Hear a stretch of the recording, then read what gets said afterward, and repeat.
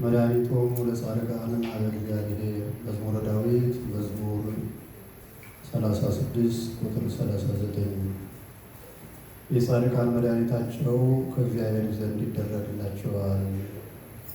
እግዚአብሔር አምላካችን መድረኩን ተቆጣጥረውን ቀናውን ቃል እንዳስተላልፍ ለእኔ ለኃጢአተኛው አእምሮና ልቦና እንዲያድለኝ ለእናንተ ለሰሚዎቹ ሰሚ ጆሮና አስተዋይ አእምሮ እንዲያድላችሁና እግዚአብሔር በመካከላችን እንዲገኝልን እግዚአብሔር ይፍቀድልን። የጻድቃን መድኃኒታቸው ከእግዚአብሔር ዘንድ ይደረግላቸዋል። ይህን ቃል የተናገረው የእግዚአብሔር ነቢይና የእግዚአብሔርን ሀሳብ አስቦ የሚናገረው ልበ አምላክ የተባለው መዝሙረኛው ዳዊት ነው። መዝሙረኛው ዳዊት ይህን ቃል የተናገረበት ምክንያት ሰው በዓለም ላይ ሲኖር በስጋዊ ሕይወቱ ሕማምና ችግር አለበት። እንደ መንፈሳዊነቱ በዚሁ ዓለም ላይ ያለ ደግሞ መንፈሳዊ ሕማምና መንፈሳዊ ችግር በነፍስ በኩል የሚመጣ ችግርና በነፍስ በኩል የሚመጣ ሕማምና ድካም አለበት። ይህንን መድኃኒት ታዲያ ሰዎች እንደ ሕይወታቸው ይኖሩታል ወይም ያገኙታል። በኃጢአት ያለ ሰው ሕማሙንም መድኃኒቱንም ሊያውቅ ይችላል። ስለ ሥጋዊ በሽታ ያለውን በሽታውንም ሊያውቅ ይችላል፣ መድኃኒቱም ሊያውቅ ይችላል። ምናልባት አንዳንድ ጊዜ ሰዎች በሽታቸውን የሚያውቁት ከወደቁ በኋላ ሊሆን ይችላል። በሽታ ከጣለ በኋላ ወደ ሞት ሲቀየር ማንም ሰው ሊያውቀው ይችላል። በሽታ ግን አንድ ጊዜ ድንገተኛ ነገር ካልሆነ በቀር አንድ ጊዜ ላይጥል ይችላል። ምናልባት አብዛኛው በሽታ ሰውን የሚጥለው በውስጡ አቅም እያገኘ እየጠነከረ ሄዶ የሰው ልጅ አቅም ካሳጠው በኋላ መጨረሻ ጊዜ መቆጣጠር ሲችል ነው የሰው ልጅ ሊገድለው የሚችለው እና አብዛኛው ሰው በሽታውን የሚያውቀው በሽታው ከጣለው በኋላ ነው። በሽታ ከጣለ በኋላ ቢታወቅም ባይታወቅም ነገሮች ሁሉ ትንሽ ካልሆነ በቀር ብዙ አቅም የሰው ልጅ ላይኖረው ይችላል። ምክንያቱም ብዙ ገንዘብ ያስፈልገዋል፣ ብዙ ጊዜ ያስፈልገዋል፣ ብዙ ጥረት ያስፈልገዋል። ከጥረቱም ጋር ደግሞ ጠንካራ እድናለሁ የሚል ልቡና ደግሞ ያስፈልገዋል። ተስፋ መቁረጥ፣ በቀላል ጊዜ መዳን፣ በአጭር ነገር በትንሽ መድኃኒት መዳን ላይኖር ይችላል፣ ላይገኝ ይችላል። ተስፋ ካልቆረጠ ብቻ በረጅም ጊዜ ሊድን ይችላል ማለት ነው እና ኃጢአት ካለበት ሰው ደግሞ ተስፋ መቁረጥ አንዱ በሽታ ስለሆነ ኃጢአት ያለበት ሰው በሽታ በያዘው ጊዜ በሽታው ሊባባስበት ይችላል። የውስጥን ሕማም የሚያጠነክረው የውጭን ሕማም የሚያበረተው ተስፋ መቁረጥ ስለሆነ ተስፋ ያለው ሰው ሁሉ ሰውነቱ የሕማም መከላከያ መድኃኒት እየፈጠረ በሽታውን የማጥቃት አቅም አለው። ተስፋ የሌለው ሰው ግን አእምሮው ስራውን ስለሚያውቀው ሰውነቱ በራሱ በሽታ የመከታተልና በሽታውን የሚቋቋምበት መድኃኒት የመፍጠር አቅሙ ደካማ ስለሆነ በውስጡ ያለው አቅሙ ስላላገዘው የሰው ልጅ ተጠቂነቱ እጅግ ከባድ ነው የሚሆነው። ወደ እግዚአብሔር የሚቀርብ ሰው ግን ሁልጊዜ አሸናፊ ነው። ምናልባት እንደ ሰው ሰውነቱ መሸነፍ ሊኖር ይችላል። እናቶቻችን፣ እህቶቻችን፣ አባቶቻችን፣ ወንድሞቻችን መራብ መሸነፍ ላይሆን ይችላል። መታመም መሸነፍ ላይሆን ይችላል። ሰውነት አለመወፈር፣ የፈለጉትን አለማግኘት፣ ልጅ አለመውለድ፣ ትዳር አለመመስረት፣ ሀብት አለማግኘት፣ ያሰቡት ነገር በቀላሉ አለመሳካት፣ እንዲህ ነገሮች መሸነፍ ሊሆኑ ይችላሉ፣ ሊመስሉ ይችላሉ። ግን ሽንፈቶች አይደሉም። እኒህ የዓለም ሂደቶች ናቸው። አያችሁት? ይህ የዓለም ሂደት ነው። መታመም የዓለም ሂደት ነው። መድየት የዓለም ሂደት ነው። ያሰቡት ነገር አለመከናወን የዓለም ሂደት ነው። እኒህን ኃጢአንን ያገኟቸዋል፣ ጻድቃንን ያገኟቸዋል። አሁን የሰው ልጅ ትልቁ ትኩረቱ ኃጥአንን በልይታ የሚያገኛቸው ነገር ምንድን ነው፣ ጻድቃንን በልዩነት የሚያገኛቸው ምንድን ነው ብሎ ማወቁ ላይ ነው። በጋራ የሚያገኟቸው ሁለቱም ሁሉ የሚያገኟቸው በጣም ብዙዎች ናቸው። ጻድቃንም የሚያገኟቸው ኃጥአንም የሚያገኟቸው መልካም ነገሮችን ክፎች ነገሮችን በጣም ብዙዎች ናቸው። በዓለም ላይ በሚኖርበት ጊዜ ብዙዎች ነገሮች ሁለቱም ሁሉ ያለ ልዩነት ያገኟቸዋል። አይጠቀሙም የሚባሉት ኃጥአን ይጠቀማሉ፣ ይጠቀማሉ የሚባሉት ጻድቃን ይጎዳሉ። ይሞታሉ የሚባሉ ኃጥአን ይቆያሉ፣ ይቆያሉ የሚባሉ ጻድቃን ይሞታሉ። እዩት። ይድናሉ የሚባሉ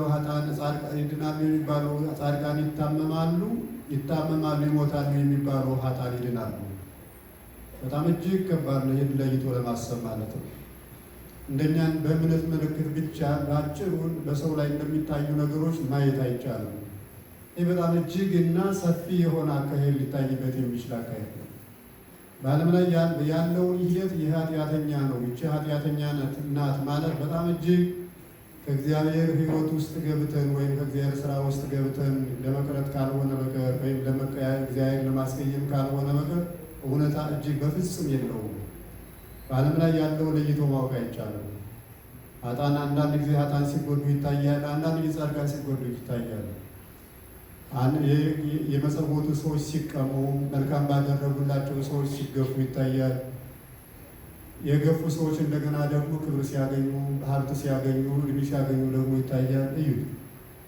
እንደገና መልካሙ ሰው ደግሞ ከአንድ ቦታ ላይ ክፉ ነገር ደርሶበት ሀብቱ ተዘርፎ ንብረቱን አጥቶ ስራውን አጥቶ ሌላ ቦታ ላይ ሲሄድ ደግሞ ተከትሎ ያ ነገር ሊያገኘው ይችላል። እዩት። ተከትሎት ያ ነገር ሊያገኘው ይችላል። ያን ጊዜ የሰው ልጅ የኃጢአት ውጤት ነው። እግዚአብሔር ስለጠላኝ ነው፣ እግዚአብሔር ስለተቀየመኝ ነው፣ እግዚአብሔር ስላላየልኝ ነው ሊል ይችላል። ግን አይደለም በፍጹም ማለት ነው። ኃጥአን ተዘልለው የሚኖሩበት ጊዜ አለ፣ ጻድቃን ተዘልለው የሚኖሩበት ጊዜ አለ። በይበልጡንም ኃጢአተኞች በኃጢአት ላይ እየኖሩ ምንም ሳይደርስባቸው የሚኖሩበት ዓለም ነው። ጻድቃን በጽድቃቸው እየተሳደዱ የሚኖሩበት ዓለም ነው። ብርሃንና ጨለማን የሚያወጣ ለጋራ ነው። ሌሊትና ማልትን የሚያፈላልቅ ለሁሉም ነው። ነፋሱን የሚያነፍሰው፣ ብርሃኑን የሚያመላልሰው፣ ውሃውን የሚያፈሰው ለሁሉም። ባህሪ እንዲህ ነው፣ ይህን ስለጠላኸው ነው፣ ገሪን ስለጠላሃት ነው፣ ስለወደድከው ነው፣ ስለወደድካት ነው ማለት ግን አይቻልም። በዓለም ላይ ያለው ሁሉ እንዲህ ነው። ስለዚህ እኛ በጣም እጅግ ቤተ ክርስቲያን ተንከባክባ የምታሳድገን የእግዚአብሔርን ባህሪውን እንድናውቅ ነው። እግዚአብሔርን ጸባዩን፣ ባህሪውን፣ የማይለወጠውን ቋሚ መደበኛ ባህሪውን ካወቅ ነው ነገሮችን ሁሉ ከእግዚአብሔር ጋር እየወሰድን እያጠጋጋን ጌታ እግዚአብሔርን ልናስቀይመው አንችልም። ለዚህ ትልቁ ነገር ለሰው ልጅ የሚሰጠው እግዚአብሔር ማን ነው ብሎ ማወቅ ነው። እናቶቻችን እህቶቻችን ማን ነው እሱ? አያችሁ፣ ማን ነው? ይቆጣል ወይ? ተቆጭ ነው ወይ? ባህሪው ተቀያሚ ነው ወይ? ገዳይ ነው ወይ? አሳዳጅ ነው ወይ? ኃጥአንን ጠልቶ ይገድላል ወይ? ከምድራዊ ሕይወታቸው ይለያቸዋል ወይ? እድሜያቸውን ያሳጥራሉ ወይ? ሀብት ይነሳቸዋል ወይ? እነሱ ክፉ በማግኘታቸው ይደሰታሉ ወይ ሲባል የለም። በዚህ ጸባዩ ከታወቀ፣ ባህሪው ከታወቀ፣ እግዚአብሔር ቸር፣ ደግ፣ ብሩክ አምላክ መሆኑ ከታወቀ ኃጥአን ተስፋ ቢቆርጡም ጻድቃን ግን በደረሰባቸው ነገር ሳይሸነፉ በተስፋ ለዘላለም ይኖራሉ። የጻድቃን መድኃኒታቸው ከእግዚአብሔር ዘንድ ነው። በመከራቸው ጊዜ መከራ ሲደርስባቸው ዋስጠበቃቸው እርሱ ነው ይላል። መድኃኒታቸው ይመጣላቸው ከእርሱ ዘንድ ነው። በዓለም ላይ ዓለምን መስለው ስለማይኖሩ ዓለሙን ስለማይቀበሉት ዓለሙ አይቀበላቸውም። ዓለሙን ስለማይወዱት ዓለሙ አይወዳቸውም። ዓለሙን ስለማይታዘዙት ዓለሙ አይታዘዛቸውም። ዓለሙ የሚወድ የራሱን የሚታዘዘው ነው። ዝሙት የሚያሰራውን፣ ኃጢአት የሚያናግረውን፣ ነፍስ የሚያስገድለውን፣ የሚያሰርቀውን ያን መንፈስ የሚቀበልለትን ነው ዓለሙ የሚቀበለው። ከዚህ ውጭ የሆነው ግን የዓለሙ ጠላት ተደርጎ ስለሚቆጠር ዓለሙ አይቀበለውም እና ይህን ለሚያደርጉ ሰዎች ሁሉ ዓለሙ ራሱ ቀጥታ በዓለም ላይ የሚኖሩ ሰዎች እንደገና አጋንንት ሁሉ ጠላት ሆኖ ይነሱባቸዋል። ከዚህ ጠላትነት፣ ከዚህ በሽታ፣ ከዚህ መከራ ግን የሚያድናቸው እግዚአብሔር ነው። በሰው ዘንድ ከመጣባቸው መከራ፣ በዓለም ላይ ከመጣባቸው መከራ፣ በአጋንንት ዘንድ ከሚመጣባቸው መከራ፣ በሰው ዘንድ የሚመጣ መከራ የተባለው እኛን ለምን አልመሰልክም? ለምን እኛን አልመሰልሽም? ለምን ለእኛ አልመሰከርሽም? ለምን እንደኛ አልተናገርሽም? እኛ የምንበላውን ለምን አልበላሽም? እኛ የምንለብሰውን ለምን አልለበስሽም?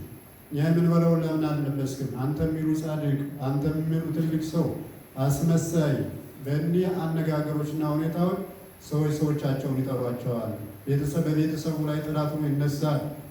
በዚህ ጊዜ ዘመድ የለውም ለሰው ልጅ። እግዚአብሔር ለሚከተል ሰው ዘመድ የለውም ማለት ነው እና ከቤተሰብ ጀምሮ ከቅርብ ዘመዶች፣ ከእናት ከአባት፣ ከልጅ፣ ከወንድም፣ ከእህት፣ ከአጎት፣ ከአክስት ከዚህ ጀምሮ ጠላትነት ሲነሳ ተስፋ መቁረጥ አያስፈልግም። ከዚህ የበለጠ ኃይል በእነዚያ ሰዎች ዘንድ ስለሚኖሩ ኤልሳዕ ከሶርያ የመጡ ብዙ ሰራዊቶች ከበቡት ዙሪያውን።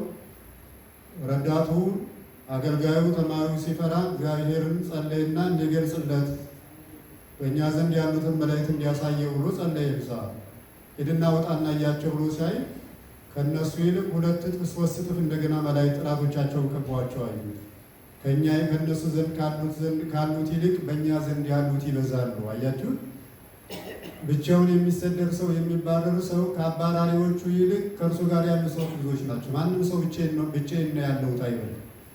እናቱ የሞተችበትም አባቱ የሞተበትም ቤት ዳር አጋሩ የሞተበትም ልጆቹ የሞቱበትም ቤተሰብ የሞተበትም ይረዳኛል፣ ያከብረኛል፣ በዋስ ይሆነኛል፣ ለክፉ ነገር ይሆነኛል ያለው የታመነው ሰው የሞተበትም ሰው ብቻዬን እንዳይሆን ያ ሰው ሞተ እንጂ እዚያ ሰው ፈጣሪ እግዚአብሔር ግን ከቋሚ ሰው ጋር ነው ያለው።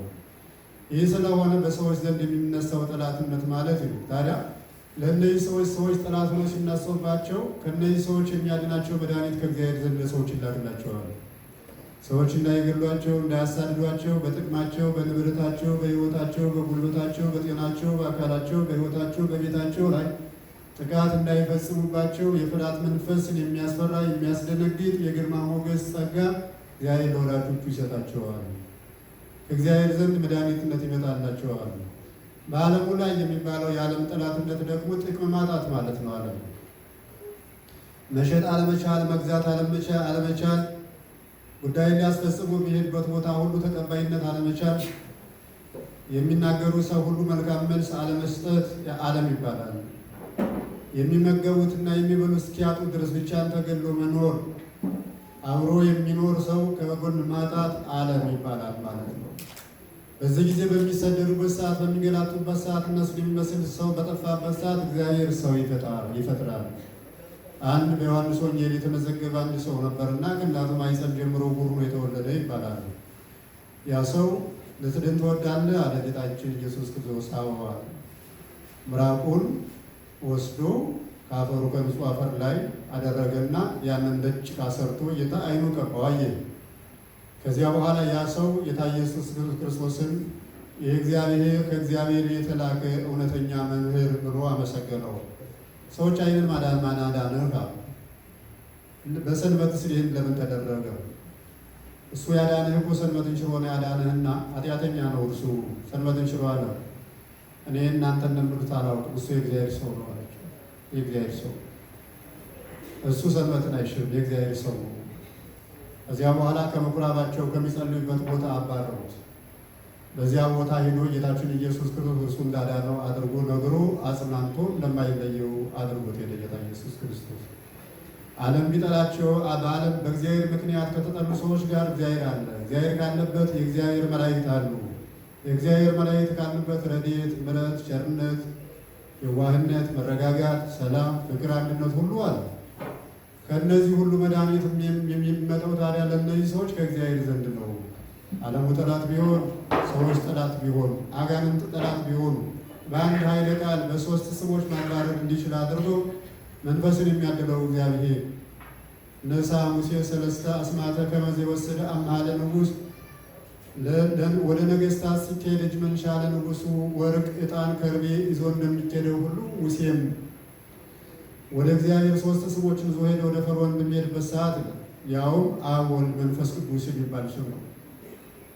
ወሰማዕትን ይቀው ይጸውሩ ኪሃ ሰማዕትን እሳት ተነዶባቸው ሰይፍ ተስሎባቸው ለፍርድ በሚቀርቡበት ሰዓት እጅ መንሻ ለሞቱም ለሰይፉም ለስለቱም ንጉሡ ወደ ተቀመጠበት ዙፋን ይዘውት የሚገቡት እኒህ 3 ስሞች ነው። አብ፣ ወልድ፣ መንፈስ ቅዱስ የሚባሉት እኒህ ስሞች ይዞ ሄደ ሰው ሁሉ ተቀባይነት አለው።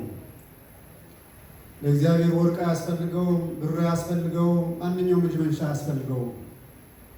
ክርስቲያኖች ለእግዚአብሔር የሚያስገቡት እግዚአብሔር ከክርስቲያኖች የሚቀበሉት አብ፣ ወልድ፣ መንፈስ ቅዱስ አንድ እግዚአብሔር የሚለው ነው። ይህን ይዘው ለሚቆሙ ሰዎች ሁሉ አጋንንት ከፊታቸው አይቆሙም። ኃጢአተኞች ቢሆኑ እንኳን ስሙ ኃያልና አሸናፊ ስለሆነ በስሙ አማካኝነት አጋንንት ይርቃሉ። እዩ የጽድቅ መለኪያ የኃጢአት መለኪያ የሚሆነው ሰብእና እንኳን በኃጢአት ውስጥ ቢኖር ስሙ ከኃጢአተኞች ጋር እየኖረ ኃጢአትን የማይለብስ በኃጢአት የማያድፍ ስለሆነ ስሙ አሸናፊ ነው። ስሙ ብቻ ማለት በስመ አብ ወወልድ ወመንፈስ ቅዱስ የሚለው ስም በኃጢአተኞች በእኛ አንደበት አይቆሽሽም። የአንደበታችን ሐሰተኛነት አያቆሽሸው። የሚጠራውን አንደበትን ሰውነት ያነጻል፣ የሚጠራላቸውን ሰዎች ሕይወትም ያነጻል። ለዩት እናቶቻችን እህቶቻችን፣ ከሰው ጽድቅ ብዙ ጊዜ አይጠበቅም። ጽድቅ ከእግዚአብሔር ነው። እግዚአብሔር ገንዘቡ ነው። አንድም ቀን ኃጢአት የለበትም። ስለዚህ እርሱ ጻድቅ ነውና ስሙም የጻድቅ ስም ስለሆነ ከኃጢአት ያነጻል፣ የጎደለውን ይሞላል፣ የተጣመመውን ያቀናል፣ ጨለማ የሆነ ሁሉ ብርሃን ያደርጋል። ስለዚህ ሁልጊዜ ለክርስቲያኖች በስመ አብ ወወልድ መንፈስ ቅዱስ ሲወድቁም ሲነሱም ሲተኙም ሲሄዱም የትም ቦታ ላይ ችግር ሲገጥምም ደስታ ሲገኝም ሲበላም ሲጠጣም ሲጨረስም ሲጀመርም ከዚህ ስም መውጣት አይጠበቅባቸውም። ለክርስቲያኖቹ ማለት እጅ መንሻ አምሃ ለንጉሱ የሚቀርብ ወደ አብ ወደ ወልድ ወደ መንፈስ ቅዱስ ዙፋን በሞት አማካኝነት ሲቀረብም ወደ እግዚአብሔር ዞት የሚቀረቡ እጅ መንሻ ይህ ነው። በአብ በወልድ በመንፈስ ቅዱስ በሦስቱ አካላት በአንድ እግዚአብሔርነት አምኛለሁ የሚለው የሰው ልጅ ነፃ የሚያወጡ ማለት ነው። የሰዎች ልጆች አካል ባለመኖራቸው፣ ጤና ባለመኖራቸው፣ ሀብት ባለመኖራቸው የማያጡት ሰው በመሆናቸው ብቻ የሚያገኙት ሀብት አብ ወልድ መንፈስ ቅዱስ ሦስት ስም አንድ እግዚአብሔር ማንም የለኝም ብሎ ሊያመካኝበት የማይችለው እውነተኛ ከሰዎች ጋር ያለ ሀብት የእግዚአብሔርነት ሀብት ሰዎችን በድህነት ሲኖሩ ሀብታም የሚያደርጋቸው ተስፋ የሚሰጣቸው በበሽታ ላይ ሲኖሩ ወይ ይፈውሳቸዋል ወይ በጸጋ እንዲቀበሉት ያደርጋቸዋል። እኒህ ሁለት ነገሮች አንድ ናቸው። ነገሩ በጸጋ መቀበልና ከክፉ ነገር መራቅ ልዩነት የላቸውም። አሁን እኛ ብዙ ጊዜ የምንከላከለው እንዳይደርስብን እንዲርቅልን ነው። የማይርቅ ከሆነ በጸጋ መቀበልም ከመራቅ የተሻለ ነገር አይደለም፣ የከፋ ነገር አይደለም። መቀበልም ማራቅም አንድ ነው። እግዚአብሔር ከፈቀደ እንድንቀበለው ከፈቀደ የምንሸከመውን ነገር እንድንሸከመው አድርጎ ትከሻችን ካበረታ ያልተሸከምነውን ያህል ቀላል ነው። ያልተሸከምነውን ያህል እንድንሸከመው ያደረገውን ነገር ትከሻችን የሚያበረታው ከሆነ ያልተሸከምነውን ያህል ቀላል ነው። የሚከብደን ትከሻችን የመሸከም አቅም ሳይኖረው ሲቀር ነው። ለምሳሌ 50 ኪሎ ዕቃ ለ10 ዓመት ልጅ ቢያሸክሙት ይከብደዋል። 50 ኪሎ ዕቃ ለ50 ዓመት ሰው ቢያሸክሙት ይቀለዋል። ያ ምንድን ነው? 1 ኪሎ ለ1 ኪሎ ማለት ነው፣ ለክብደት ማለት ነው። ስለዚህ ያን የሚሸከም አቅም አለው ማለት ያ ሰው 50 ኪሎ መሸከም በጣም ቀላል ነው ማለት ነው። በጸጋ የተመላን ሰው በእግዚአብሔር ቅድስና ላለ ሰው መከራ ሁሉ እንዲሁ ነው። መከራ ምንም ነገር የሚያደርገው ነገር የለም። ምን ታይለሲዮ ሰዓት ለወርቅ ዘንበለ ዘያጸርዮ ከማሁ እንዳብየኒ ለዘቦቱ ትዕግስት። ወርቅ ወደ እሳት ቢገባ እሳቱ ምን ያደርገዋል? ወርቁን ምን ያደርገዋል? አይበለው፣ አያፈሰው፣ አያደርገው። ምንም ወርቅ ምን የማድረግ እሳት ወርቅን ምን የማድረግ አቅም የለው። ዘንበለ ዘያጸርዮ ጥሩ አድርጎ ወርቅነቱን ከመግለጽ ውጭ ዝለቱን ነው የሚከላለት። ከእሱ ጋር የነበረውን ቆሻሻውን ያስወግድለታል። ወርቁ ብቻውን ግን ወለል ብሎ ይቀራል። ስለዚህ እሳት ምን ያደርገዋል? ከማሁም እንዳብየኒ ለዘቦቱ ትዕግስት። ትዕግስት ላለው ሰው፣ ተስፋ ላለው ሰው፣ መልካምነት ገርነት ላለው ሰው ሁሉ ችግርም እንዲሁ ነው። ምን ያደርገዋል? ችግር ሰውን አይበለው፣ ችግር ሰውን አይገለው። ሰው የሚሞተው በራሱ ተስፋ መቆጠር በራሱ አቀባበል ማነስ ነው እንጂ በደረሰበት ችግር አይደለም። በእውነት ማለት ሲባል በዓለም ላይ ያለው ነገር ሁሉ አይጎዳም ማለት ግን አይደለም። ሊጎዳ ይችላል ግን አይገለም። ለምን? ራብም አይገለም። ለምን? ሰው የተሰራው ከእህል አይደለም። እህል የተሰራው ለብቻ ነው። ሰው የተሰራው ብቻ ነው። ሰው በእህል ብቻ አይኖርም ብሎ ጌታው ራሱ ተናግሯል። እግዚአብሔር ጻድቃንን በሀብታቸው ብቻ ሳይሆን የሚያኖራቸው ትንሹን ነገር ባርኮላቸው ነው የሚኖሩት። ጻድቃንን የሚያኖራቸው ትንሹን ነገር ባርኮላቸው ብዙ በመሸከማቸው አይደለም የሚያኖራቸው። ኖህ ለአንድ ዓመት በመርከብ ውስጥ ሲገቡ ዞት የገባውን ታውቁታላችሁ። ምኑን ሰብስቡ? ምንድን ነው ያሉ? ብርቱካን ነው? ሽምብራ ነው? ጤፍ ነው? ድንች ነው? በቆሎ ነው? ከሚበላውስ በጉን ነው? ላሙን ነው? ምንድን ነው ዘው የገባው? እሱ እኮ ከሚበሉት ራሱ ሰባት ነው ዘው የገባው። 7 በግ ምን ያደርጋል ለ8 ሰው? ለአንድ ዓመት ሙሉ ይዩት። 7 ፍየል ቢገባ ለአንድ ዓመት ለ8 ሰው ምን ያደርጋል? 7 ፍየል 7 ላም ቢገባ ለአንድ ዓመት ምን ያደርጋል? 7 ላም የሚታረድ ላም። ሌላ ምንም ነገር የለም። ግን ትንሹን አበርክቶለት አንድ ዓመት ሙሉ ያለ ረሃብ ኖረ።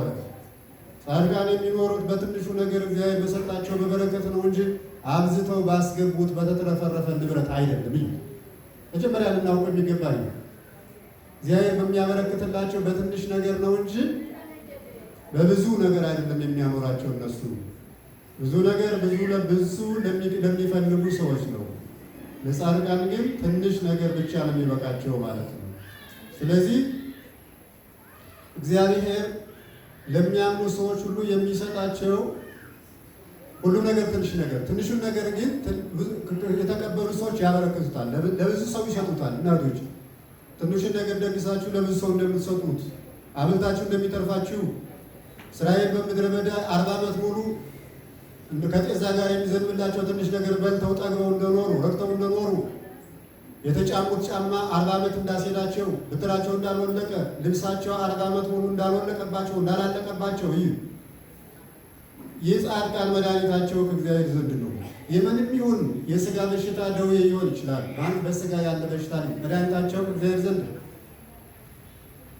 ከእግዚአብሔር ዘንድ የሆነ ሰው ሁሉ ለችግሩ መፍትሄ እግዚአብሔር። እንስሳት ሕክምና የላቸውም፣ በሽታም የለባቸው፣ ቢያማቸው መድኃኒታቸው እግዚአብሔር። የሚነግሩት ሰው የለማ። በማኅፀን ያለ ሕፃን መድኃኒቱ እግዚአብሔር ነው። በሽታም የለበትም፣ ያጋጥመውም የሚያየው የለም። እስቲ እዩት እናቶች፣ እህቶች፣ ወንድሞች፣ አባቶች ያን ሕፃን 9 ወር ከ5 ቀን ወይም 9 ወር ሲቀመጥ ቢያመው ምንድን ነበር የሚደረግለት? ማን ነበር የሚያየው? መድኃኒቱስ በምንድን ነው? በመርፌ ነው የሚሰጠው? በኪኒን ነው ወይስ በሽሮፕ ነው የሚሰጠው? እንዴት ነበር የሚወሰነው?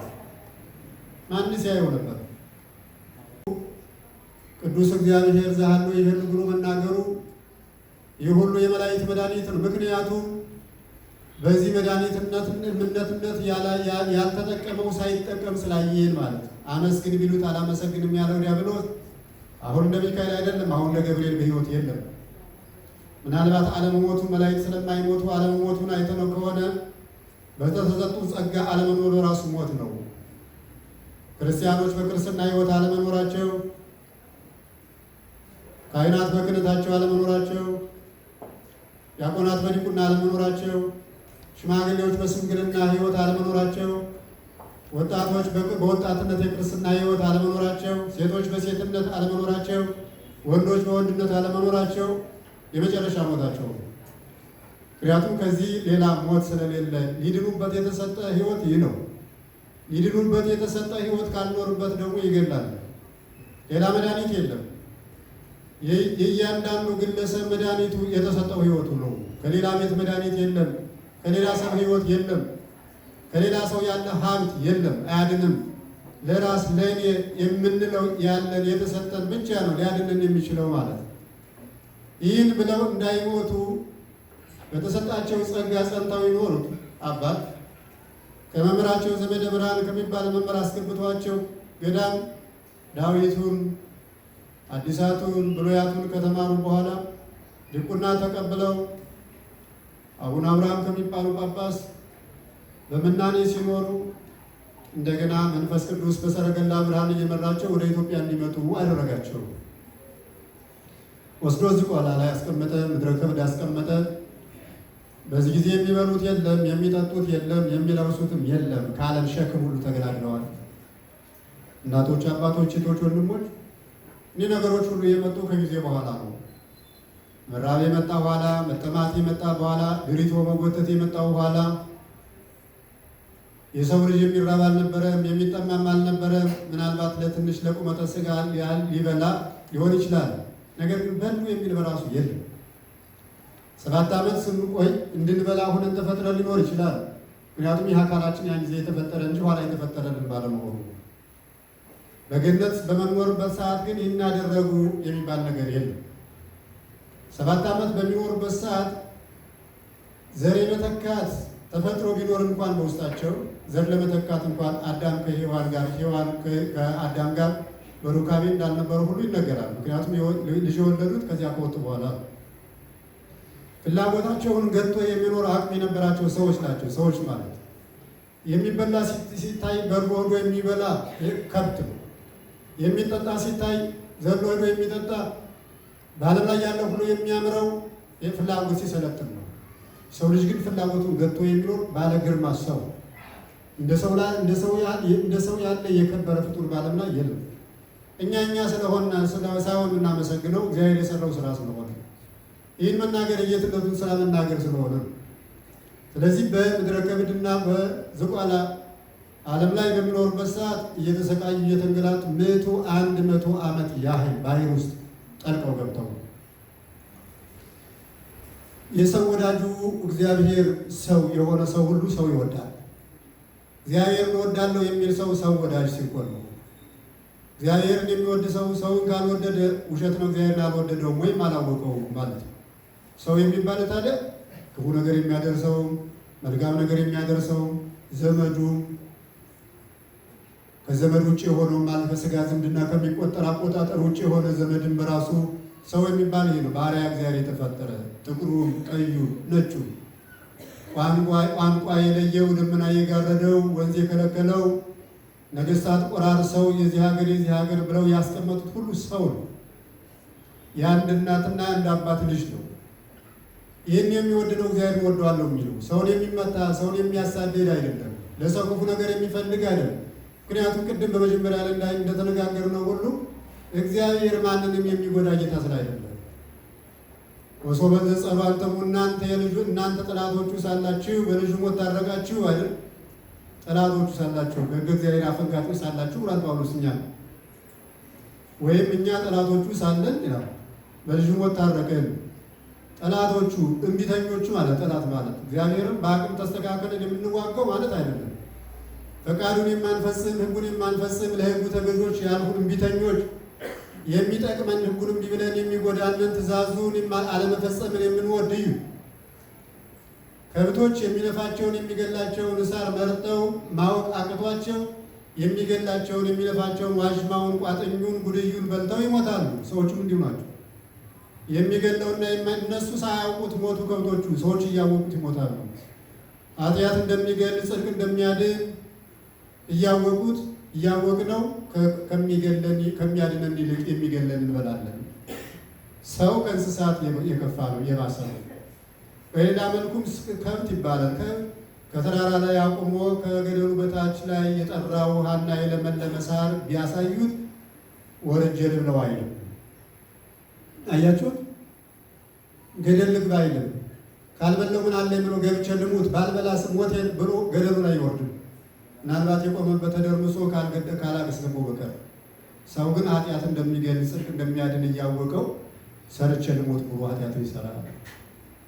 እግዚአብሔር የዚህ ሁሉ መድኃኒት አባታችን ጻድቁ አቡነ ገብረ መንፈስ ቅዱስ 100 ዓመት ሙሉ ለማን ለሰው ማለት ለራሳቸው ጽድቅ አይደለም። ማራቸው፣ ማርልኝ፣ ይቅር በልልኝ፣ ይህን አታድርግብኝ፣ ክፉ ያደረጉባቸው ሰዎች ሁሉ ይቅር በላቸው፣ ሞቱብኝ፣ በእኔ ምክንያት አይደል ንጉሥ የሞተብኝ፣ ከነ ሰራዊቱ እባክህ ይቅር በለው፣ ካላስነሳህልኝ አልመለስም ብለው ከምናኔያቸው ያልተመለሱ ከወደቁበት ከመከራቸው የማይነሱት ኃይል ሰጥቻለሁ፣ ብርታት ሰጥቻለሁ፣ ሂድ እናስነሳው ተብሎ ያንን እርሳቸው ላይ ክፉ ያደረሰውን ንጉሥ ተመልሰው ሄደው እስከሚያስነሱ ድረስ ቡሩክ የሆኑ ማለት ነው።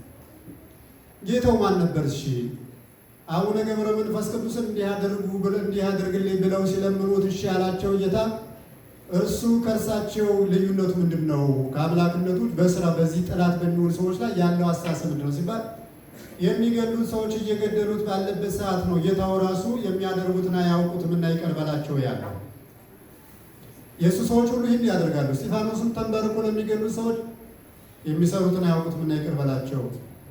ጌታውን ገዳዮች ለግድያ ቆመው ሳለ የሚያደርጉትን አያውቁትም እና ይቅር በላቸው ብሎ እንደ ሰው የባህሪ አምላክ ወደ አባቱ ለመነ። ጻድቁ ገብረ መንፈስ ቅዱስም በእኔ ምክንያት የሞተውን ንጉሥ ማረልኝ፣ ምሬልሃለሁ፣ ከማርክልኝ እንግዲህ አስነሳልኝ ጌታዬ፣ ምልክቱን ላይ ሂድና አስነሳው፣ ስልጣን ሰጥቻለሁ። ሄደው ተመልሰው ሄደው ያን ንጉሥ አስነሱ።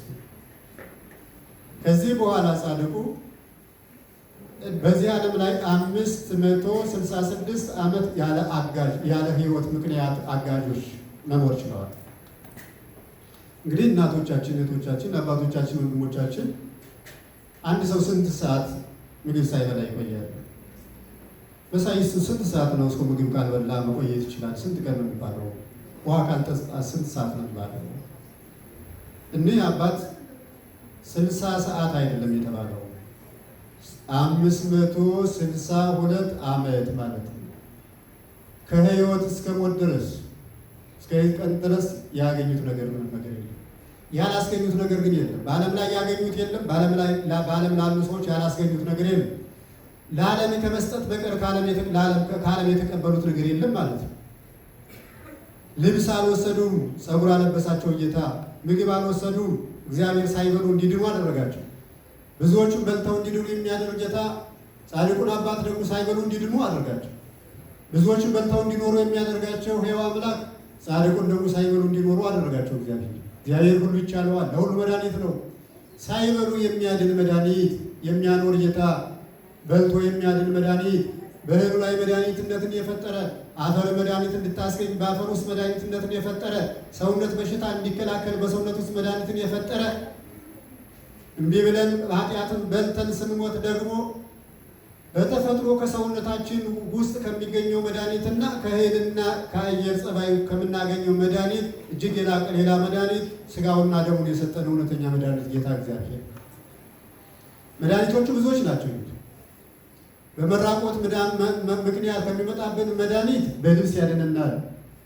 በመራብ ምክንያት ከሚመጣብን በሽታ በምግብ ያድነናል።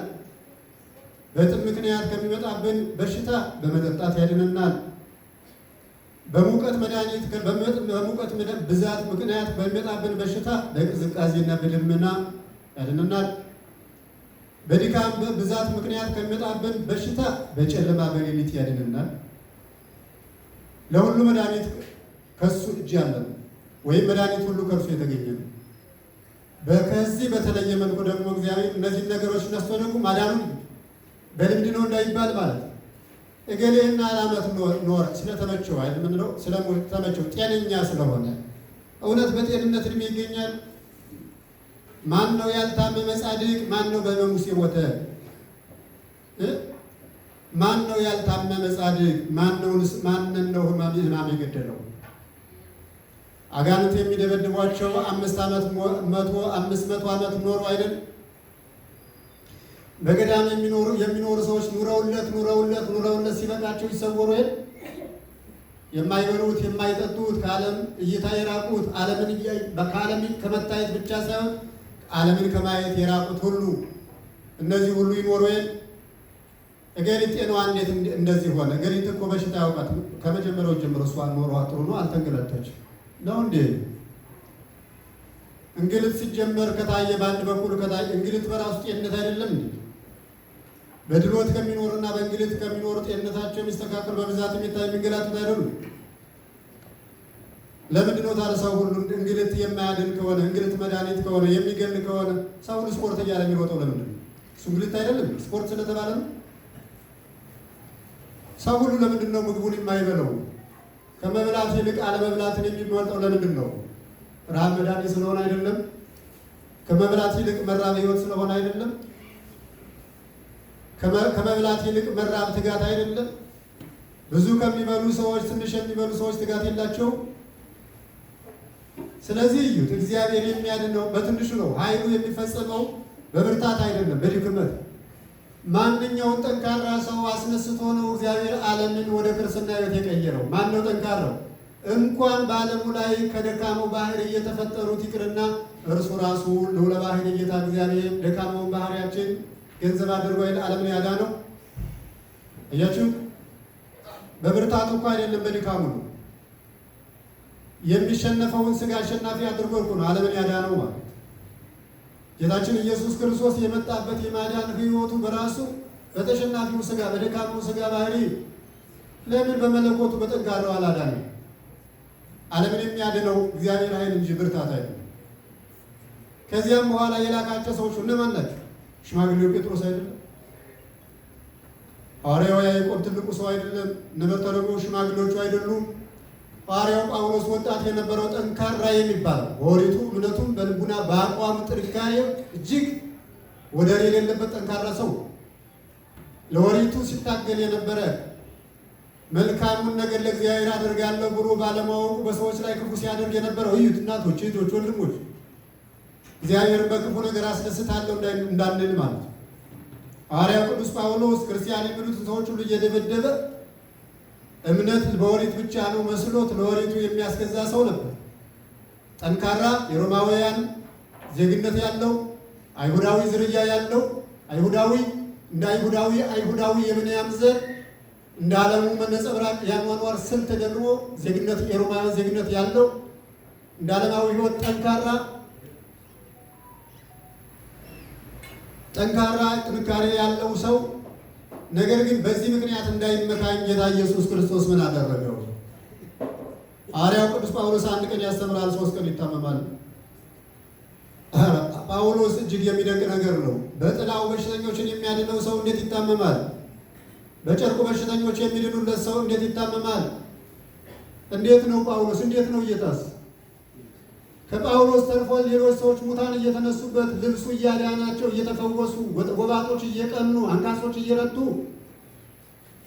ጎባጦቹን የሚያቀናው ሙታንን የሚያስነሳው በሽተኞችን የሚፈውሰው ጳውሎስ ግን የሚፈውሰው ያጣ በሽተኛ መላልሶ ሲጠይቀው ጌታው የተናገረው ኃይሌ በብርታት አይፈጸም፣ ዝም በል በጉልበት ከዚህ ቦታ ሳልሄድ ከዚህ ቦታ ሳልሄድ አትበል፣ ኃይሌ በብርታት አይፈጸም።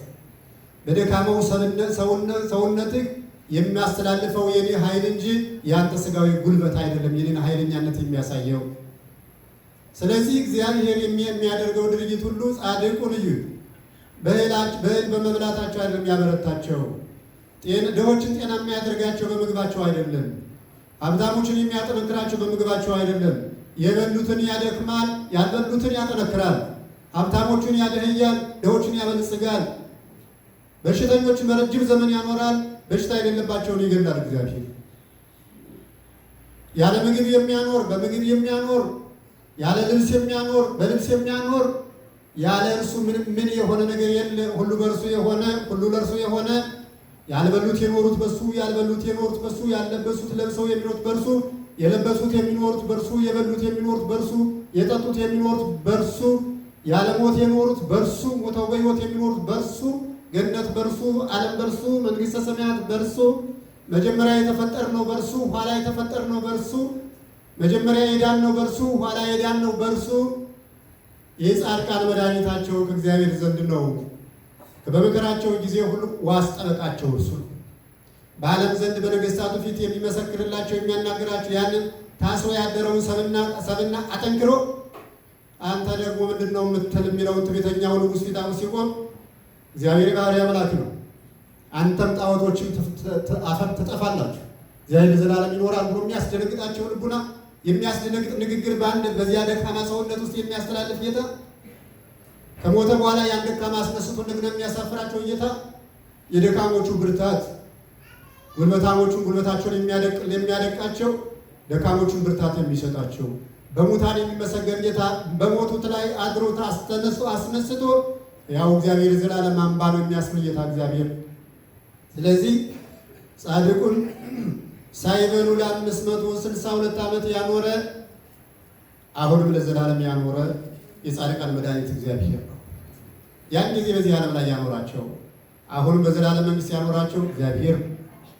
በመከራ ጊዜ የሚከራከርላቸው ሲወድቁ የሚያነሳቸው እግዚአብሔር። በዲያብሎስ ፊት የሚከራከር እግዚአብሔር፣ በነገሥታት ፊት የሚከራከር እግዚአብሔር፣ ስለማናየው ረቂቅ ኃይል ሁሉ የሚከራከር እግዚአብሔር። ጴጥሮስ ሰይጣን እንዳለ ሊያነፍሳቸው ተዘጋጅቶ እኔ ግን ስለ እናንተ ፈጽሜ ይከራከራል፣ እንደ አዳል ያበጥራችሁ። የሚታየውን ስንከራከረው የማይታየውን የሚከራከረልን ጌታ።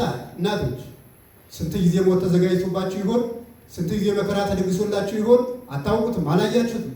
የማታዩትን መከራ ተከራክሮ ያሸነፈላችሁ ጉድ እግዚአብሔር። ወጣቶች ወንድሞች፣ ያያችሁት ትንሽ ነው፣ የደረሰባችሁ የምታውቁት ትንሽ ነው። ያላያችሁት ስንት መከራ አልፏችኋል። የማታውቁት ስንት ግፍ አልፎባችኋል። ስንት ልትገደሉበት የነበረ ጊዜ ያልሰማችሁት፣ ስንት ልትሞቱበት የነበረ ስንት ድርጊት አልፏችኋል። ያንን ሁሉ ሳታመለክቱ ያድናችሁ፣ ሳትጠይቁት ያዳናችሁ እርሱ ራሱ በራሱ ተከራካሪ፣ እርሱ ጠባቂ፣ እርሱ ዋስ፣ እርሱ ዳኛ ሆኖ የፈረደልን ስንቱ ነው። እኛ እኮ የምናውቀው ትንሽ ጊዜ ነው። ስለ ሕይወታችሁ ተናገሩ ብንለው ቢሉን እኮ የደረሰብን የምናገረው ቢጠና 5 ነው 3 ነው። እኛ የማናውቀው እርሱ የሚያውቀው እኮ ብዙ መከራ አልፎናል። ከእናታችን ማኅፀን ስንቱ አለፈ። ከተወለድን በኋላ ስንቱ አለፈ። በችግር ልንሞት ስንት ጊዜ አለፈ። ማግኘታችን ተቸግረን ማግኘታችን ብቻ አይደለም፣ ሳንቸገር እኮ ልንሞት መድረሳችን ስንት ጊዜ ሰው እያየን፣ ስንት ጊዜ ከሰው ፊት ደረስ፣ ስንት ግፍነ ስንት ብዙ ክፉ ነገሮች አለፉ። የሁሉ መድኃኒት በመከራ ጊዜ ተከራካሪ እግዚአብሔር። ስለዚህ አባታችን ጻድቁን እንዲህ ያደረገላቸው ይህን ጸጋ የሰጣቸው አምላክ ሁሉ ዛሬ በዚህ በጻድቁ መታሰቢያ ዕለት የምናመሰግነው እግዚአብሔር የእኛ ጌታ ስለሆነ ነው። ይህን ለሁላችን የሚያደርግልን ስለሆነ ነው። ይህ ጻድቁ የግል ሕይወት አይደለም። በግል ሕይወታችን የተደረገ የእኛ የአባታችን ሕይወት ነው፣ የአባታችን ስራ ነው። በእያንዳንዱ ሰው ላይ የሚያደርገውን የገሌ አይደለም፣ ይህ የአባታችን ስራ ነው። ስለዚህ ይህን መናገር የጌታን ትርግና መናገር ነው፣ የጌታን ዘላለማዊት መናገር ነው። እንደገና ለእኛም እንዲህ አይነት ብቻ ሳይሆን ሌላ አይነት የሚያደርግልን እግዚአብሔር ለጻድቁ ይህን አደረገ። እኛ ራሳችን ከጻድቁ ሕይወት ለይተንና የጻድቁን ሕይወት ከሚያድነው ከእግዚአብሔር እኛን ለይተን ለሞት፣ ለረሃብ፣ ለሰቀቀን የተጋለጥን አድርገን ማየት የለብን። ወጣቶች፣ አባቶች፣ እናቶች፣ እህቶች፣ ለእኛ ደግሞ ሌላ ከመጣብን ሁሉ ጠበቃ የሚሆነን እግዚአብሔር ለጻድቁ ይህን ጸጋ ለሰጣቸው ለእኛ ደግሞ ለእያንዳንዳችን ይህ ጸጋ ተሰጥቶናል። ያን ጸጋ የሰጠን በጸጋችን እንድንኖር የሚያደርገን ከጸጋችን ወዲና ወዲህ እንዳንል የሚጠብቀን እግዚአብሔር ነው። ስለዚህ የጻድቃን መድኃኒታቸው እግዚአብሔር ስለሆነ ይህን ሁሉ ሰው ሊያድነው እግዚአብሔር ተወለደ። ይህን ሁሉ ሰው ሊያድነው እግዚአብሔር በመስቀል ላይ ካሳውን ካሰ፣ ስጋውን ሰጠ፣ ደሙን አፈሰሰ። ለዘላለም የሰው ልጅ ጌታ ኢየሱስ ክርስቶስ ከሞተ በኋላ ነፍሱና ስጋው በረሃብና በጥም እንዳይኖሩ በካህናት አማካኝነት ጌታ ስልጣኑን አሳድሮ ይህንን ለዘላለም አድርጉት፣ ይህን የበላ ይህ ስጋዬ ነው፣ ይህ ደሜ ነው፣ ይህን ለዘላለም አድርጉት ብሎ እግዚአብሔር የኃጢአት ማስተስሪያ ጥምቀቱን የዘላለም ምግብ ስጋውና ደሙን የዘላለም ልጅነት ማግኛ ማየገበውን ሰጥቶን የሄደ ከእኛ ጋር ያለ የሚኖር ለዘላለም ብንሞት እንኳን የማይተወን በገነት ከእርሱ ጋር ከእኛ ጋር በዚህ ዓለም ከእኛ ጋር ከእርሱ ጋር በአባታችን አብራክ በእናታችን ማኅፀን ከሳንላክ በአባታችን አብራክ ሳለን አብሮ ከእኛ ጋር የነበረ የጠበቀን ከእናታችን ማኅፀን ውስጥ በነበርንበት ጊዜ የጠበቀን መድኃኒታችን እርሱ ስለሆነ እያንዳንዳችን ሁላችን ካለንበት ሕይወት ካለንበት ክፋት ተወጥተን ኃጢአታችን ለማስተስረይ ጌትነቱን በማመስገን እግዚአብሔር መድኃኒታችን ነው ብለን ማመን ይጠበቅብናልና ስለነበረን ሰዓትና ጊዜ ልዑለ ባሕርይ አምላክ ኢየሱስ ክርስቶስ ይህን ሰዓት ወዶና ፈቅዶ ቅዱስ ቃሉ እንድንነጋገር ስላደለን የክብር ባለቤት እግዚአብሔር ክብር ምስጋና ይግባው። ወስብሐት ለእግዚአብሔር።